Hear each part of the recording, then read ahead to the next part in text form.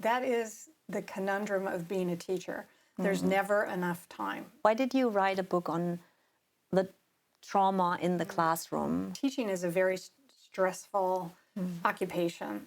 In fact, it is one of the research that's been done in the United States anyway, it is a top high stress job. Yeah. If you look at the history of education, it hasn't caught up with our modern world. I would say we are in a big educational crisis in Germany. You know, the students are also giving us the message that they're not getting what they need. In the United States, we have our absentee rate, that means kids not coming to school, doubled since COVID. Wow. It went from like 16% to like 36%. We have 36% of our students aren't coming to school. That's huge.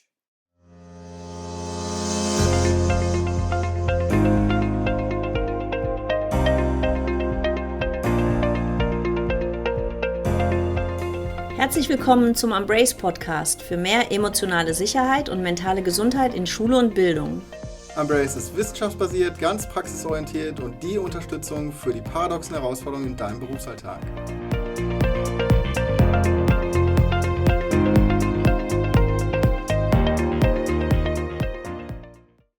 Ja, willkommen zu unserem Embrace Podcast, der neue Podcast für mehr emotionale Sicherheit und psychische Gesundheit in der Bildung. Wir haben heute eine ganz besondere Folge vorbereitet. Wir haben einen Special Guest eingeladen, die Professor Patricia Jennings aus der University of Virginia.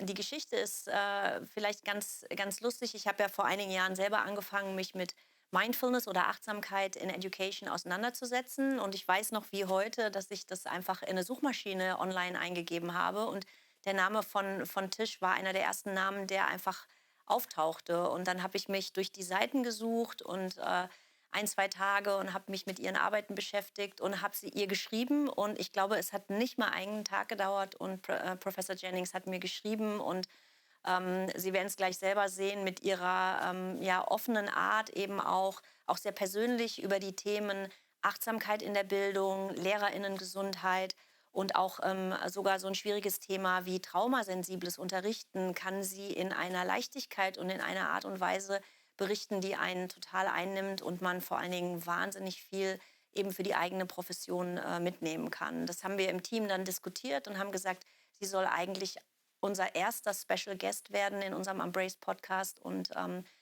ich hoffe, dass was wir jetzt vorbereitet haben als Gespräch, gibt einen guten Einblick in ihre Arbeit und macht auch deutlich, warum sie so eine wichtige Expertin eben auch für unsere Arbeit ist.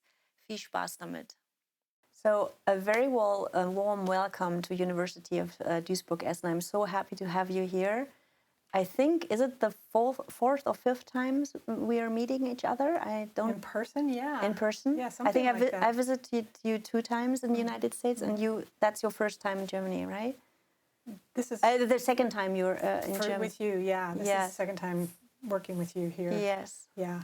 So I'm so happy to have you here back in Germany. I know you like Germany, right? You like being here. Yes, I do. And would you maybe introduce yourself a little bit? So I know you're working at UVA, but what's your field of expertise? So I am a professor at the University of Virginia in the School of Education and Human Development. And my primary interest is how can we build learning environments, create learning environments that are supportive, emotionally supportive and instructionally supportive, but primarily creating classroom environments that are warm, inclusive, encourage students to direct their own learning, and create spaces that feel safe for our students too.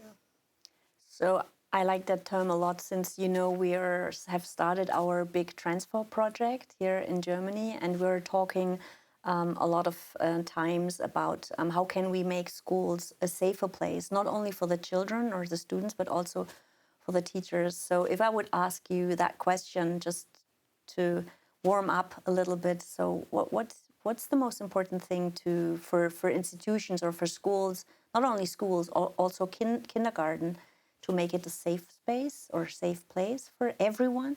What would you say? Well, first of all, it's really hard to create a safe environment for students if the teachers don't feel safe.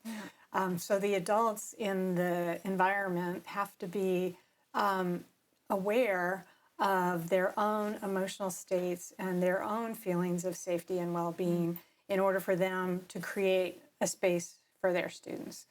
So that's really important. The other thing, I think what we're trying to do, because we both have this same orientation, is we are actually trying to fill one of the most basic needs we have as human beings, and that is to feel connected to our community. It's a core need that we have, to feel like we are seen for who we are and accepted for who we are, and being given opportunities to contribute to our community in ways that are valued and appreciated. And when we do that in a school context, students are really happy to be in school. They want to be in school. They want to learn, because we've created a place where they know they are respected and where we give them opportunities to do something valuable for others. Yeah. So would you say to make schools or kindergarten a safe place, it's very important that the professionals themselves have to feel safe? Yeah. And how can they make them feel safe, or how can they support each other in the institution? Yeah, that's a big question. I know, and a difficult one. Well, I think there's two different levels of this. Where I've been focusing a lot of my attention is at the school or the classroom level, where there are interpersonal interactions that we know can be more or less supportive for adults and for children. But there's also system level stressors that we see in all of our school systems across the world that could be adjusted to make the adults in that society or in that community feel more safe. For example, in the United States, we have a regime around testing. And it has gotten extremely demanding and stressful for the adults in these schools, because they have to do these tests at a certain time. They spend sometimes 2 months preparing for exams. And the exams are not relevant to what the students are trying to learn. They're a very narrow picture of limited amount of knowledge, but not creative thinking, not the kinds of learning that we see our 21st century learners need. It's more along the lines of memorizing facts that our students don't feel are relevant. So these are educators being asked by the system to do something that doesn't feel right to them. I know. Would you be astonished when I tell you that we have different things like that in our education system? That teachers, when I go to school and I teach them mindfulness or being more mindful, very often they tell me, "Well, that's a nice idea, but I have so many other things to do. I have the curricular things to do, and I can't be mindful." What would you tell them? I mean, how can and probably you know that they always say there is no time. Yeah. I don't have any time, so it's nothing. It's not practical. I can't. Yeah, that is the conundrum of being a teacher. There's never enough time, no matter what you do, because your lesson plan is always more than you have time for. Yeah. And the time pressure, well, one of the reasons that educators have this time pressure is that our systems have decided that we need these time blocks for learning. But we know from research that there's no empirical reason to have time blocks like that. Yeah. Some students need a lot more time than that to engage in deeper learning. So there's always this feeling of tension, like my students don't have enough time to learn this. I don't have enough time to teach this. So one way to address that is to change the way our systems work. But meanwhile, and we can't do that, mindfulness can help us recognize when we're feeling that time urgency or time stress. Yes. And in the research we've been doing, which I'll talk about in a little while, we find that when teachers learn mindfulness, they're able to calm themselves down when they feel that time pressure. Yes. And what they tell us is that they realize that when they're stressing out about time, they're not getting things done. They're just thinking a lot and worrying a lot. And that when they calm themselves down, they get a lot more done. Yes. They're more productive. I think one of the key things about mindfulness is it helps us reflect and monitor how we're doing and how we can bring our best into our classroom. And when we're not, and when we're off track, it can remind us, oh, I need to calm myself down. I need to relax. It's going to be okay.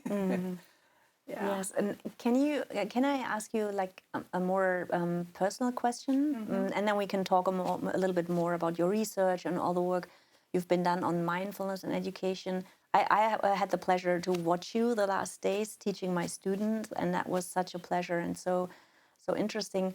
And most of them, they have never heard about mindfulness. That is that's always my finding, that lots of our teachers, future teachers, they have never dealt with meditation or the term mindfulness. So how did you discover mindfulness for yourself? Because I know you have a personal story why you started many years ago to explore more, right? Yeah. In my childhood, I had some traumatic events that happened that resulted in me feeling really anxious. And at the time, this is a long time ago, we didn't really understand how trauma affects learning or a child's behavior or anything like that. And because I was acting like I was doing okay, nobody thought I had any problems. So I didn't get any help at all, psychological help. And so I was looking for some answers of how can I deal with this. And I don't think I was conscious that this is what's going on. I'm looking at it in retrospect and seeing it this way. But when I discovered Zen meditation and started practicing it, I started developing this ability to see that my anxious thoughts were not me, and creating a little bit of space between me and my thoughts that helped me calm myself down and deal with my anxiety. And so over time, I practiced a lot of different kinds of meditations and mindfulness, and eventually later on, I discovered the whole scientific field of mindfulness, which now has been going on for more than 20 years. And so it felt like, wow, okay, now I have a place where I can connect in the research world with what I've been doing all these years. Yeah. And there is this one interesting story. I know you met the Dalai Lama, and that had a great impact on you. Would you tell a little bit about that? Yeah, to give you a little background about that, I started my career as a teacher, and then I moved into teacher education. And I spent some years supervising student teachers or intern teachers in their practicum and teaching classroom management. And I realized now that I was bringing this mindful lens, this ability to pay attention to what's happening in the present moment with an openness and curiosity about what was happening. And I started noticing that when stress arises in teachers, when we feel stress, it's easy to misinterpret what your students are doing. And it's easy to start taking their behavior personally. It's easy to overreact to it. And so I saw teachers unintentionally creating disruption in their own classrooms, which, as I was supposed to be coaching these people, but I didn't really know how. It was surprising to me to notice this. So I decided to go back to school and get my doctorate, and I studied stress and coping with this idea that I would take this knowledge back and understand this problem better. When I graduated, I was very excited to learn about a project called Cultivating Emotional Balance that came out of the meetings that the Dalai Lama had been having with scientists that were sponsored by the Mind and Life Institute. When was that? That was in, I think it was in 2001, or it was early 2000s. 20 years. Yeah. Like more than 20 years. Yeah. And I wasn't at that meeting. This meeting happened before I learned about this project. This project came out of that. If people are interested in that meeting, it was published. There's a book called Destructive Emotions that Dan Goleman wrote that documents that meeting. Yes. But anyway, out of that meeting came this study. And they chose teachers to be the subjects of this study. And when I learned about it, this was in San Francisco, and I was living in the Bay Area. And when I learned about it, I thought, this is what I want to do. Why do you think that they choose teachers? I mean, we will cover the topic teacher and teacher stress a little bit later, because you've done work on that. Why teachers, you think? Well, they were thinking about people who have the biggest impact on others. Okay. That are in a way that's really critical and really important. And they had also thought about police officers. They had thought about nurses. And then they settled in on teachers, and I'm really glad they did. So I worked on this project, and I learned how to combine emotion skills and mindfulness in ways that could help teachers. The thing we noticed in this study, we did improve their well-being, but what I was interested in, does it improve their behavior in the classroom? And so I did a little study with some pilot money, and I showed that this program did not do that. So I thought, well, maybe I could modify this program and make it more specifically individualized for the teacher so they could learn these skills to use in the moment in the classroom. So that's how my research began. And since then, so from those years of doing this research on this program that we developed, I got invited to present these results to the Dalai Lama. And he was so excited because 20 years later, he's seeing an idea that came out of this meeting that he feels very passionate about, showing really positive results. And it was very rewarding for him. And it was very rewarding for me to be able to share that with him. I'm sure.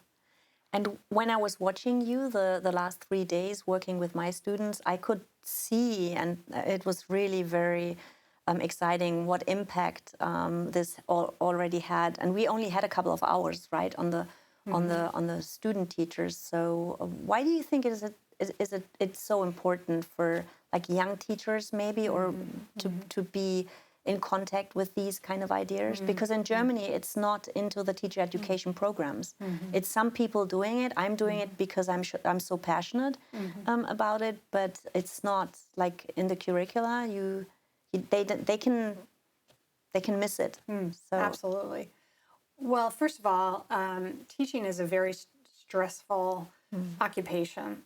In fact, it is one of the research that's been done in the United States anyway, it is a top high stress job. Yeah.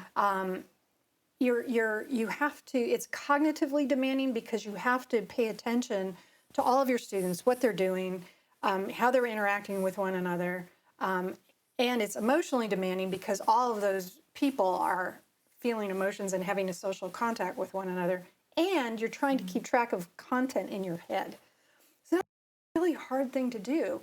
And there was never research around how to support before. There was no research on how to support teachers doing that. It was just sort of expected that everybody should be able to do that. Yeah. But it requires a certain kind of social emotional competence in order to do that. And so part of that involves noticing your own stress response and being aware of it. So, because when the stress response does kick in, sometimes you don't even notice it because your attention is out here. And all of a sudden, your stress level could be going up really fast and you wouldn't even notice it. And you might overreact to a situation, you might respond inappropriately, and then you've kind of, that's when you've sort of interfered with your own classroom climate. And when a teacher overreacts to a situation, it creates disruption, emotional dysregulation with the students. And it's really hard to get them back on track. It's kind of like it's a self-reinforcing negative cycle. So being mindful of paying attention to my body and my mind and noticing when my stress level starts to arise, then I can be more intentional and proactive and calm myself down before the level gets high. And so in this way, going back to that first question about time, it's not like you don't have to spend a lot of time practicing, but when you do a little bit of practicing in the morning, it prepares you to bring that mindful perspective into your work. So you're actually practicing it while you're working. You're not, it's not like an add-on. It's part of the way you work. Since you've done so much research the past 20 years, I have problems to pick something out, because I've found everything so interesting what you did. Would you like to point out like your some of the milestones in your research? Sure. One of them is a program that my colleagues and I developed called Cultivating Awareness and Resilience in Education, which we use, that's an acronym, we create the acronym CARE, which seems very appropriate for this program. It combines mindful awareness practices and emotion skills to help teachers manage the stress that we were talking about. It helps them be more aware when their stress response is getting raised and how it might be interfering with their interactions in their classroom. So we got a large grant from the U.S. Department of Education to study this program, and we did this in New York City with 224 elementary teachers. We randomly assigned them to be in the CARE program or a waitlist control, and then we collected data from them at the baseline before that, and then we collected data again after the program, and then again in the fall of the following year. We had them fill out questionnaires about themselves, we had them fill out questionnaires about their students, and we observed their classrooms using an observational measure of classroom climate. What we found, which was very exciting, is that the teachers who participated in CARE, their psychological distress went down, time urgency, which is something we've been talking about, went down, their emotion regulation improved, and their mindfulness improved. We were happy with those results. We thought that would happen, but the two other measures we did of the students and of the classroom, those also improved. So the classrooms were more emotionally positive. There were more emotionally positive. When what? When was that? When we observed the classrooms and compared the CARE group and the control group, the classrooms of the CARE teachers were more emotionally positive, and the teachers were showing signs of being more sensitive to their students. But the results that were really exciting were the students. The students were more engaged, they were more motivated, and they improved in reading competence. And we did not teach the teachers to teach reading differently or to teach engagement. We taught them to bring their best to the classroom. And so it allowed them to do their own jobs better. And so you could, with your research, you could prove that if you do mindfulness work in the classroom, it comes down to the academic level, kind of, so the kids improve. That's a great finding. Is that the reason why you got this other grant also? And so we have a new grant from the Department of Education, a big grant, $8 million grant, to figure out how to scale the CARE program. When we developed it, because we were trying to have these effects, we made a program that's pretty time intensive, and it's hard to fit into the regular time for professional development. So we are going to be testing some strategies to make it more scalable in 66 schools altogether. That's the plan. We just got started on this project.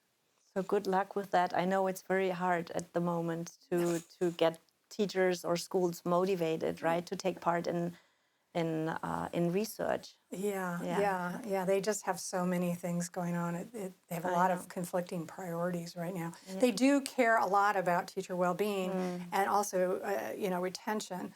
But we got a little bit of a late start because the federal government didn't approve the budget on time, and so it put all of the grant funding about 6 months behind schedule. So that made it even more challenging for this coming year. But hopefully by the next year, because schools plan their calendars like a year ahead of time. So right now we're working with the next step of schools that it will be working with this not next year, but the following year. Okay. So, yeah. Maybe it's a little bit too early, but I still would like to ask the question because we also used our time together here in Germany to come up with this idea. We call it Emo Smart at the moment, the project, and what are we trying to do? I'm so excited about this idea because when I was in the United States and we had this talk there, you introduced me to this schema work, and then we came up with this idea to do research, a little pilot study between an international comparative study between the United States and Germany on schemas, teachers' schemas. So what is that? So all of us, as we're growing up, we are socialized to respond and act in certain ways that relate to our emotions. So we are taught as young children really early in life what's acceptable, what's not acceptable, how to express an emotion, what an emotion is, whether an emotion is acceptable at all. And we know from a lot of research in both the clinical psychology world and the parent-child literature that the ways in which children are socialized and the ways that we enact these schema, which are these beliefs and feelings about emotions, can be maladaptive or adaptive. When they're maladaptive, for example, in the Western context, suppressing emotion is maladaptive, or dismissing emotion is maladaptive. So in the parent-child literature, when a parent dismisses a child's emotional expression, like, oh, be quiet, you're okay, stop crying, that doesn't help that child learn how to recognize and understand their emotion and learn how to regulate it themselves. It teaches them that when you have a strong emotion, you should shut it down. And suppression is associated with all kinds of health problems. So we don't want, suppression isn't a healthy way to do that. So our schemas are messages that we learned about emotion and how to work with it. And what's been the overlooked thing is the ways in which teachers are socializing our students. So if I'm a teacher and I was raised to think that anger is a really bad emotion, you should never express it, and when people express emotion, it's bad, it's horrible, the anger, then when I'm feeling angry, I may not even realize I'm feeling angry because I've learned to suppress it. And when my students are showing it, I might really try to dismiss them. I might try to shut them down. I might punish them and remove them without understanding that there is something that's being communicated here and that there is actually a way to respond to anger that's productive. Okay. So you've done all this work on teacher stress, teacher burnout, like your one publication, it's called Teacher Burnout Turnaround, right? Why did you write that book? I mean, you already said a little bit why you wrote it, but did you get feedback from teachers? Well, actually, my publisher asked me to write a book on teacher burnout because it, at the time, and it still is, was a growing concern, and they thought, well, this would be a good time for me to write a book about this. And so when I started writing it, and I started looking at all the literature and trying to write a book that teachers would be interested in, I realized this is the most boring, awful book. Nobody's going to want to read this. So what I did was I had to completely rethink it. That's why I changed the name to Teacher Burnout Turnaround, because you wanted to make it positive or not depress people. Yes. I wanted to make it a book about how teachers can empower themselves. And at least in the U.S. context right now, and I believe this is a growing international problem, we have a big shortage of teachers. And we're really having a hard time keeping them in the profession. So this is actually a really good time for teachers to become more empowered and make more choices, intentional choices about where they work and how they work and in what kinds of contexts are best for them.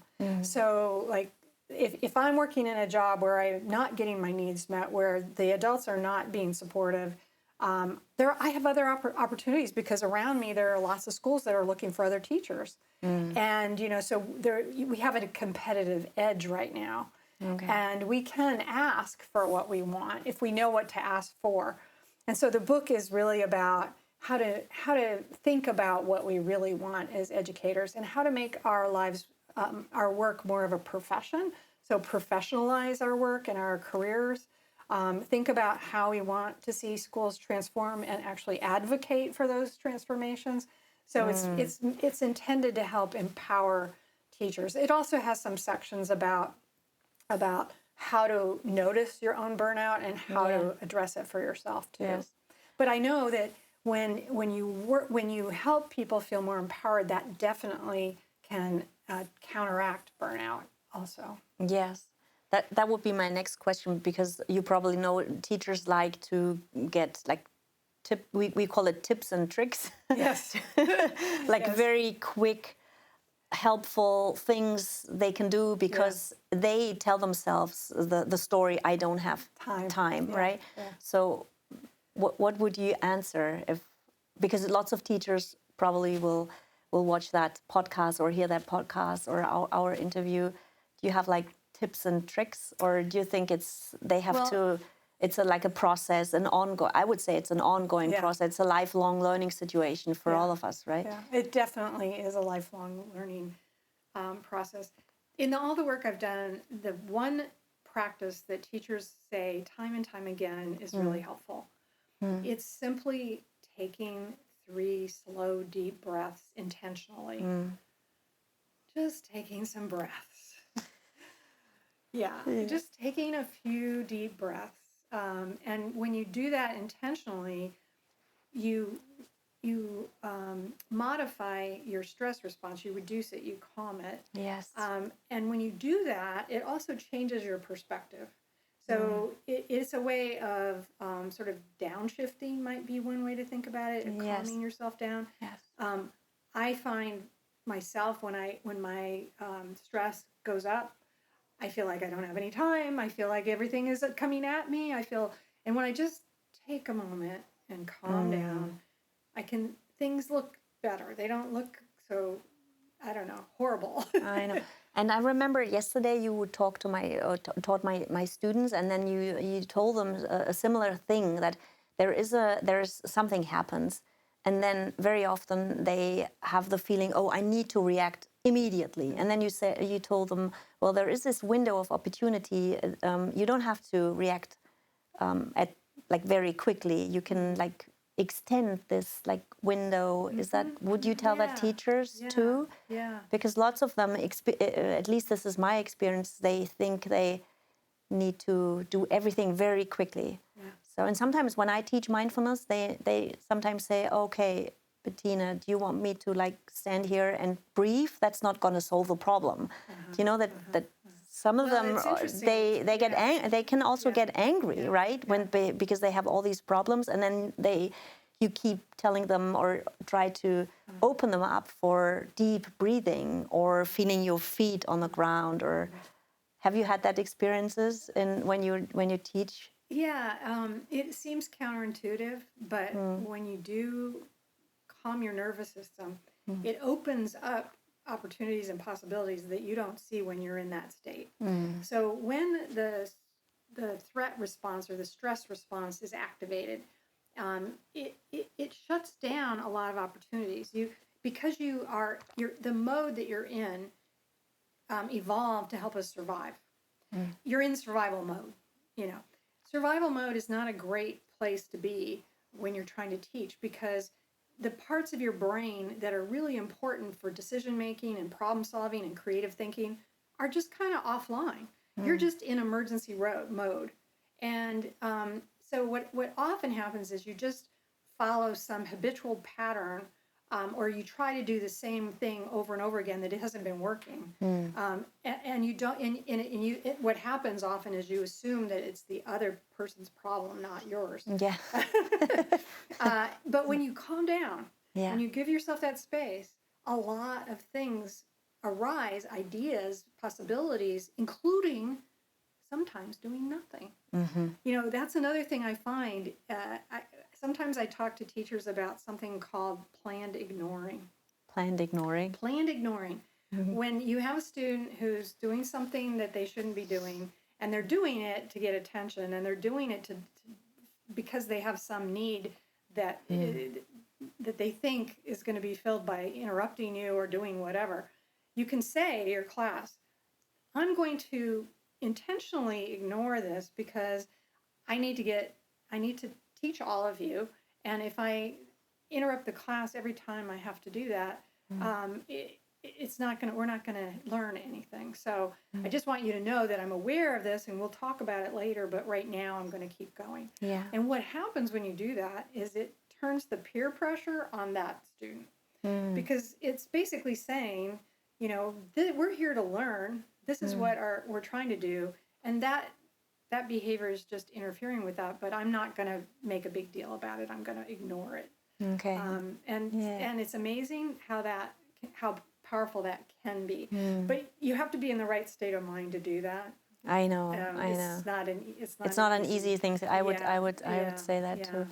So thank you very much for also sharing like your thoughts or of your like own childhood trauma. I know that you're very open with that, and you wrote that book on, and we have it right here. It's not in German yet. The one on mindfulness, it's in German, but the trauma sensitive classroom book I found so interesting and so helpful for also teaching future students. So why did you write a book on the trauma in the classroom? And what and maybe another important question, how would you define trauma? Because I think there is a big misunderstanding also in Well, yeah, trauma, I like to use the word trauma, adversity, sort of simultaneous, because when you have a traumatic experience, which can be an event, like one thing is happening, usually it happens in the context of a lot of other things going on that are distressing, that are adverse situations, like poverty, violence, things like that. So I like to think about trauma and adversity as different ranges of the same issue. The reason why I wanted to write this book was because of my own experiences as a child in a classroom and having teachers that did not understand what was going on with me and were not sympathetic and were not helpful. And then also seeing other educators misunderstanding behavior, misunderstanding why children come to school with the behaviors they do. And so you weren't like acting out, you were like more I was acting in. Yes. That is, you told that yesterday to my students, and I think that was a very, very nice learning opportunity. What is this like acting in and acting out? So So when you live in a context where you don't feel safe and you don't feel supported and you're not getting your needs met, sometimes it can involve violence, sometimes it can involve abuse, sometimes it can involve neglect. There's all of this going on. But as a child, you're not getting your needs met. Your emotions are unbearably, you can't bear them. They are unbearable because what you're living through, you have no resources to deal with. I mean, these are situations that adults have a hard time with. But when you're a kid, you just are not prepared to deal with them. So you adapt to this environment in ways that allow you to survive and allow you to make it through to adulthood, And some of that involves turning in and shutting down.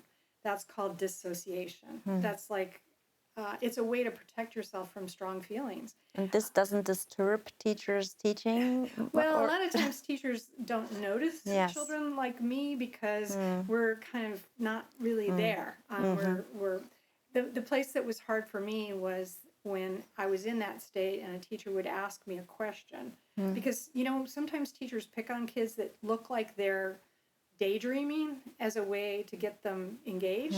And I don't think they meant to make me feel bad, but I think they picked on me. And then when I couldn't answer because I wasn't paying attention. And then I would be called stupid. So I got told that, I must be stupid. That's the message I got. That's one way that students act in, turn inward. Some students act out in different ways. One of those ways is by being hypervigilant.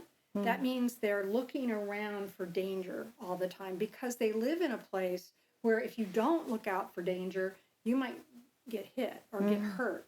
And students who respond to or adapt to their traumatic context that way, when they come to school, they sometimes get diagnosed with attention deficit disorder because their attention is so divided. They have a really hard time concentrating and focusing on academic learning. So what we have to do with all of these situations is help children feel safe. Because if we punish them or give them a message like you're stupid or you've got a problem, we don't accept you, it's not going to help them adapt to this. It will reinforce those feelings of this is not a safe place. Yes, and can that deal to the situation that they even act out more? Because this is something I realize very often in our context. Then they have to show us more and more and more that we don't meet their needs, right? Because it's not intentional. It's a habitual, automatic survival system. And the more they feel unsafe, the more they're going to engage in these activities. The third way is aggressiveness. Another way that students adapt to an aggressive home or aggressive situation in their neighborhood is to be overly aggressive and to assume that other people are trying to hurt them. And all of these situations really require that we find ways to help these students feel safe and not continuously reinforce their feeling of threat because all we're doing is making it worse.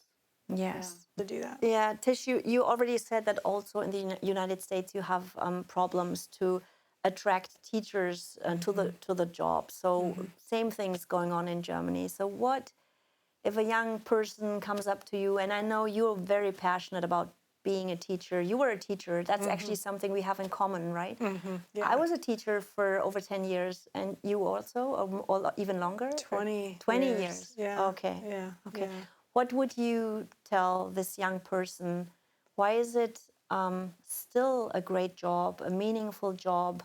Because I see with my students, lots of them are already afraid to go into the teaching profession, and I find that very sad and very frightening. Well, we're at a really critical point, I think, in history, because if you look at the history of education, it hasn't caught up with our modern world. And so the profession of teaching also needs to change. But hopefully we are changing. I hope with this shortage, people are going to start to say, wait a minute, we really need to rethink how we prepare teachers, what kind of professional life we create for our teachers. Because teaching can be one of the most rewarding jobs. I mean, when you have those moments in your classroom where your students are engaged, they're learning, they're excited about learning, that is such a rewarding moment. And the more you're able to manage your own emotional world and master these emotional states and keep your stress level down, the more often those things are going to happen. And we've shown this in our research too. So we know that this isn't just a dream, it can happen. But we also need to rethink things like teacher salaries. In the US, teacher salaries are very low, and they have not kept up pace with inflation or the way professional jobs have gone. We need to rethink how we structure our schools. And I think when teachers empower themselves and can start speaking out and saying, I need more time to work with my students. I want to integrate content. I don't want to keep it siloed. I want to do projects with my students. I want to engage them in directing their own learning. That's when it becomes really fun and exciting and more of a profession that's respected as a knowledgeable person who knows what their students needs instead of being dictated by a government about what they're supposed to do and how they're supposed to do it. So would you say that it's important to realize change within the teachers themselves and not wait that something in the outside happens? Because is it something like that should happen parallel, or? Well, there is this mindset in the educational world and in the teacher community, at least in the United States. It's a kind of learned helplessness is one way to think about it. It's a learned powerlessness. And it is true that teachers have had very little power over history. But it doesn't have to be that way. And it doesn't have to be that way right now because there's this shortage. And when there is a shortage, then you have more power. Yes. But if you have a mindset that you have no power, then it won't make much difference. So part of it is shifting the mindset and going, wait a minute, I want to be a teacher, but I don't want to do that. And I don't want to work like that. I want to work like this. I'm a professional. This is how I want to do my job. And the more we're able to do that as educators, the more the system is going to have to change to meet those needs and the needs of our students. You know, the students are also giving us the message that they're not getting what they need. In the United States, we have our absentee rate, that means kids not coming to school, doubled since COVID. Wow. It went from like 16% to like 36%. We have 36% of our students aren't coming to school. That's huge. Yes. You know, and our teachers are leaving. That's a message. So kids and teachers are not, that's like, not coming. So. Something's not working here, Yes. you know? So this does seem like a really important time to face this problem and look at what does a 21st century learner need to know and be able to do. Yeah. Don't you think that's so interesting? It's a question I have always in my mind when I listen to you. Sometimes I think you're talking about my context, like the German context, because we have so So many. similar. Yeah, so similar. We have all this crisis. It's I would say we are in a big educational crisis in Germany, and listening to you, same thing seems to. Yeah, and I was in the UK this fall, and they're having the same crisis too. So, you know, in multiple contexts across the world, this is a problem. You know, our school systems in many different countries haven't caught up to the needs of this century. They're still back in the you know, early 1900s. Okay. You know? Yes. Yeah. Okay. Maybe we will invite you back next year, and then this will be our topic. How can we change the system, transform the system, so it's not so hard for teachers to make the institutions an emotional safer place, right? So we should leave that for next year. Okay. So thank you very much, Tish, for that conversation. I enjoyed it a lot. Ja, das war jetzt unser erstes Special Guest Interview mit Professor Tish Jennings. Ich kann für mich festhalten, dass ich es total faszinierend fand, ihr wieder zuzuhören. Und vor allen Dingen dieser Punkt, den sie immer so stark macht, dass es wichtig ist, eben für die emotionale Sicherheit im Klassenraum zu sorgen. Und dass das eben so funktioniert, dass man nicht nur die positiven oder guten Emotionen einlädt eben in den Klassenraum, sondern dass man sich gerade auch eben mit den schwierigen Emotionen beschäftigt. Ich finde, für mich ist das nochmal sehr deutlich geworden eben. Und dass das auch etwas ist, was einfach nicht vom Himmel fällt oder was wir natürlicherweise als Lehrkräfte einfach können, sondern dass es unheimlich wichtig ist, natürlich auch eine Zeit zu haben, sich mit den eigenen, vielleicht auch schwierigen Emotionen auseinanderzusetzen. Das fand ich nochmal ganz, ganz faszinierend eben auch zu hören. Und das wollen wir auch in unserem 4. Podcast tun, vielleicht schon mal eben ein bisschen vorweg, um Sie neugierig zu machen. Wir werden uns in unserem 4. Podcast mit einer ganz schwierigen Emotion beschäftigen, nämlich dem Thema Scham. Ganz, ganz wichtiges Gefühl, von dem ich sagen würde, dass wir eigentlich als Lehrkräfte alle Expertinnen sein müssten, was das Thema Scham angeht. Also freuen Sie sich da schon drauf. Wenn Sie mehr wissen wollen eben zu Tischs Arbeit oder Professor Jennings Arbeit, wir haben in den Shownotes noch einige Sachen verlinkt und freuen uns, wenn Sie da reinschauen. Und wir sind auch natürlich immer glücklich über den Kontakt. Also unten auch unsere Adresse. Gehen Sie gerne in den Kontakt mit uns, gehen Sie in den Austausch. Wir freuen uns auf Sie. Tschüss.